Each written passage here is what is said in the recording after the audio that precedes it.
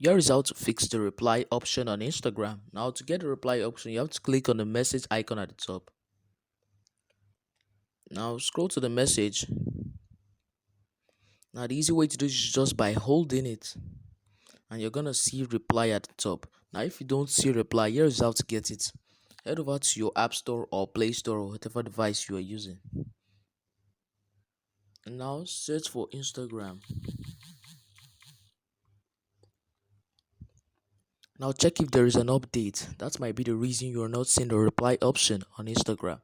Now, if you see the update, update your Instagram. And the next thing you have to do is to go over to Instagram. Click on your profile icon at the bottom. Click go to profile. And then click this hamburger icon at the top. Click settings and privacy. Scroll down. Now you're going to find for professionals, creator tools and controls. In some phones, it might be switch account type. Now click on it. Scroll down. Now you're going to see switch account type at the bottom. Now you see either switch to business account or switch to personal account. The best thing for you to do is to switch to business account, because that's where you're going to get this reply option if you don't have it already. And that's it. Please subscribe if this video helped you. Thanks for watching.